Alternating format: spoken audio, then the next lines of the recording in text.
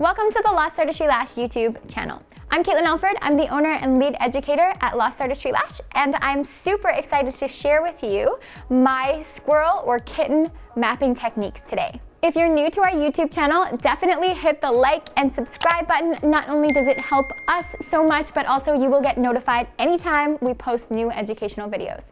Okay, so let's check out our model's lashes. Let's assess her and see why she is a perfect candidate for this particular style. So take a look at Emily's eyes. Let's look at the shape first. So as you can see, from the inner corner right to about here, her eyes are very lifted in more ways than one. So the shape really arches up, and then from this point to the ends, the eye takes a turn downward. So it's stunning, it's very exotic and beautiful looking, but when we're mapping out a lash set with this shape of eye, in order to prevent the ends of her eyes from drooping down this way, we want to lift this area up to meet these points here. Not necessarily meet them at the same point, but to look a little bit higher. So why Emily is a great candidate for squirrel eye mapping is because not only does the eye naturally shape with a tilt downward, but her lashes actually follow suit. You can see that her lashes kind of point downward from this moment on. So even if Emily didn't have the downward facing lashes, we could still use a dramatic curl to lift everything up. So to lift all of these lashes up a little bit. But since she also has the lashes that tilt down, we're gonna really bring everything up by working with a more dramatic curl, which is gonna offer lift. So the more curl we use, the more lift we get. Lift meaning opening the eye up, not out. When we work with less curl, the eye looks a lot more sleek, and Emily already has that sleek finish to her eye. So we're not trying to do that, we're just trying to bring everything up and open. And she does have quite a bit of space between the lashes here and her eyebrow versus how much space she has between this area of her eye and her eyebrow. So we're really just balancing things out when we're doing a lash set. And Emily said she does not care what kind of lashes she gets, she's just happy to have them. So she's letting me work my own magic and do what I think would suit her. So that's what we're gonna do today. We're gonna work with a D-curl on the outer. So I'm just gonna make a mark where I want my D-curl to start. And we're gonna lift those up, and we're not gonna put as much attention on the inners and the middle of the eye. We're gonna put most of our attention out here. So this will be our emphasis area here, which is known as our squirrel or kitten mapping. So if we were doing cat eye, we would put our longest lengths on the very outer corners. But for Emily, because of the downturned lashes and stuff, then we would really droop those down and it would look elongated down this way and actually extend the shape. But instead, by using a squirrel, everything's going to go up and out like this. And it's actually gonna match the arch of her eyebrow very nicely as well. So that's what I'm gonna be doing. So before I get started, I'm just going to take my little marker, and I am gonna use a Sharpie, but I promise you it comes off very easily. But if you feel uncomfortable, you can for sure use a whiteboard marker as well. It will come off pretty easy though, so if you need your markings for a while, I would suggest a Sharpie. I'm just gonna put a dot where her lashes start turning down. The reason why I'm doing this with the eye open is because if I start doing this with the eye closed, the pad will actually, close your eyes for a second. The pad will actually push everything up, so it'll always look like the lashes fall at the same level with the eyes closed. You can't see that arch at all with the eyes closed, or that they point down. So that's why we map out with the eyes open. And when I'm mapping someone like this, I just get them to look straight ahead, exactly like she's doing, and find my points for my emphasis area. And your emphasis area will always be your largest section. And your dots, they don't always have to look the exact same. So it's meant to remind you of the shape and style that you're going for. So you can make it completely unique to you so that you can remember exactly what you're going for. So in this area, this is where my longest lengths are gonna go. And then from there, on the corners, the outer corners, I'm gonna keep my dramatic curl, but I'm gonna really drop down my lengths. And I think that's gonna be really nice. So on the inner corner, I'm gonna work with a B curl into Actually, I think I'm gonna work with a B curl all the way until I start working with my D curl, and then I'm gonna blend them together. So I will show you how to do that as well. But that's really gonna bring attention away from this already lifted area and towards the outers, and I think that's just gonna be so pretty. And I will be doing a volume set on Emily today using all Pro Fans. And when I'm working with Pro Fans, I like to mix different dimensions in. Emily does have, close your eyes.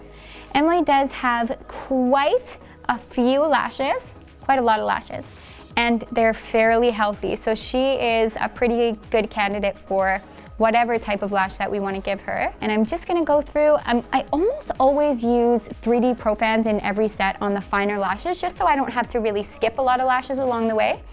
But I will mix higher dimensions in as well. She said she's okay with drama as much as I want to give her, but she also hasn't had lashes in a long time, so I don't want to scare her away with the craziest, most mega volume broom looking set of, no. I don't want to scare her away from the lash world, so I'm gonna stick with, I think about 60 will be my highest dimension, and I'll probably use some 5D, some 4D, and some 3D. Honestly, mixing dimensions is the way to go, especially if you're working with Pro Fans.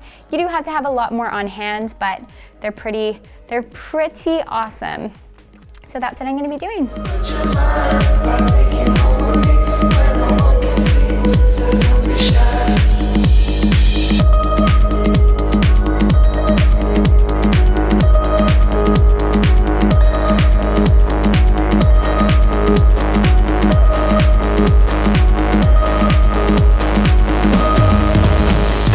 I'm not quite finished my set yet, but I am working on building the shape, as you can see, and it's starting to come together.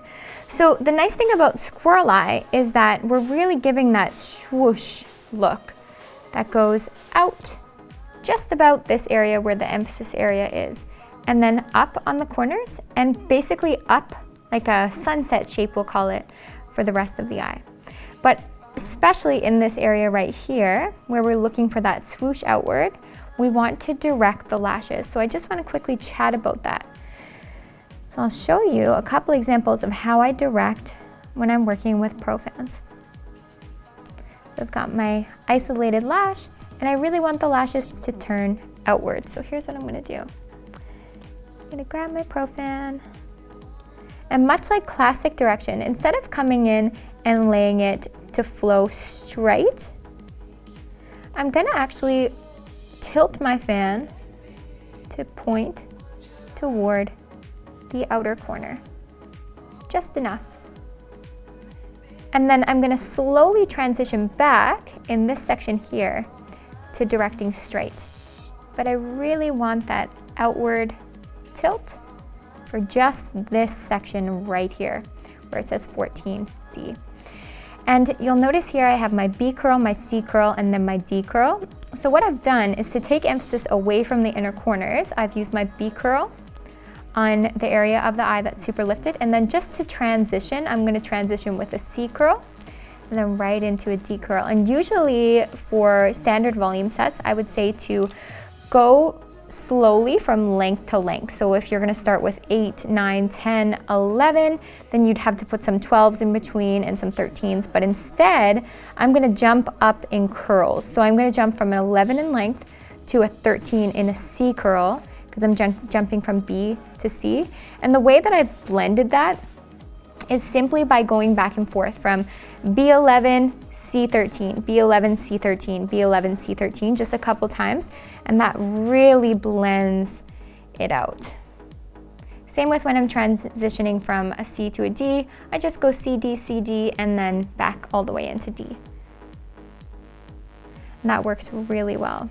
And then the only thing that is left to note is on the outer corners, I actually worked with our long stem Pro Fans instead of our short stem, like I'm doing for the rest of the set, because if I worked with my short stem, then these were automatically going to fall outward.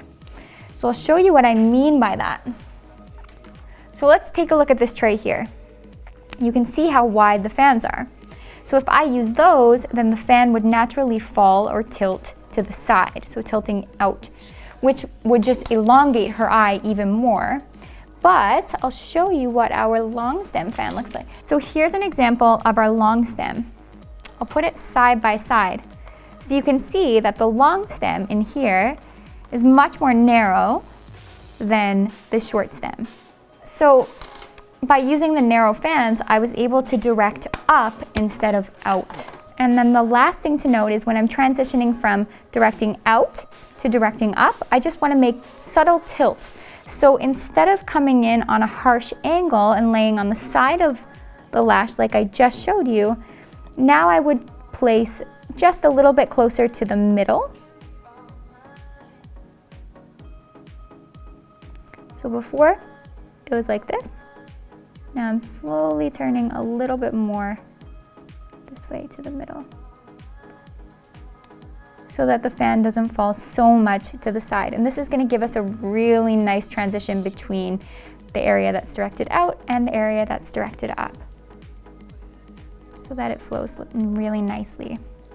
It doesn't give too much of an arch, it's very soft.